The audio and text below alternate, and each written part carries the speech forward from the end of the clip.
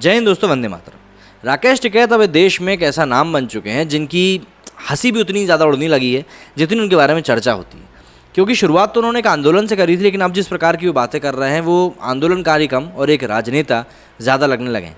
और यही कारण है कि पिछले कुछ दिनों में उन्होंने जो बयान दिए हैं उनके बयानों को लेकर कई लोगों में विरोधाभास भी आया है और उनके खुद के ही किसान आंदोलन में फूट पड़ती हुई भी अब दिखाई दे रही है। 7 माह पूरे हो चुके हैं लेकिन सरकार मानने को राजी नहीं है। आगे और कितना आंदोलन चलने की ये सरकार बताएगी। भाई किसान तो वापसी आएगा नहीं, किसान तो रहेगा वहीं और सरकार को बातचीत करनी चाहिए।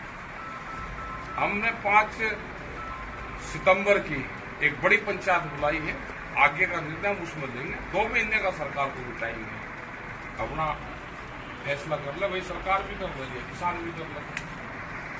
जंग कृषि कानून का विरोध कर रहे किसान पिछले साल से ही दिल्ली की अलग अलग सीमाओं पर आंदोलन कर रहे हैं। आंदोलन का प्रमुख चेहरा किसान नेता और भारतीय किसान यूनियन के प्रवक्ता केंद्र की नरेंद्र मोदी सरकार के खिलाफ बोलते आए हैं और वो सख्त लहजे के में अक्सर हुंकार भरते हैं। राकेश टिकैत ने अब कहा है कि कृषि कानून सरकार वापस नहीं लेती है तो देश में युद्ध होगा। उनके इस बयान पर बॉलीवुड के फिल्म मेकर अशोक पंडित ने कहा है और उन पर निशाना भी साधा है और कहा कि भाई पाकिस्तानियों के पैसे से राकेश टिकैत देश में जंग कराना चाहते हैं। अशोक पंडित ने राकेश टिकैत का एक वीडियो शेयर करते हुए अपने आधिकारिक ट्विटर हैंडल से ट्वीट किया कि खालिस्तानियों और पाकिस्तानियों के पैसे से देश के खिलाफ जंग करना चाहते हैं भाई साहब। देश ने चूड़ियाँ नहीं पहन रखी हैं टिकैत जी। वीडियो में राकेश टिकैत एक सवाल के जवाब में कहते हुए दिख रहे हैं कि ऐसा है कि किसान तो वापस जाएगा नहीं, किसान तो रहेगा यहीं। सरकार को बातचीत करनी चाहिए। हमने 5 सितंबर को एक बड़ी पंचायत बुलाई है, आगे का निर्णय हम उसमें ही लेंगे। 2 महीने का टाइम हम सरकार को देंगे, अपना फैसला सरकार भी कर ले, किसान भी कर ले। जंग होगी देश के, ऐसा लग रहा है, मतलब एक युद्ध जैसे हालात बन रहे हैं।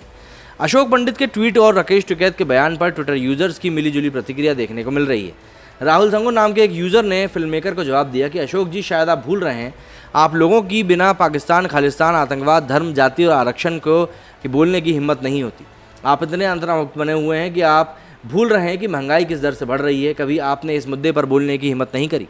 वहीं दिलीप चौधरी नाम के एक यूज़र ने गृह मंत्री अमित शाह को टैग करते हुए लिखा कि राकेश टिकैत देश को युद्ध और जंग की धमकी दे रहा है। गृहमंत्री अमित शाह जी इस पर कार्रवाई क्यों नहीं करते?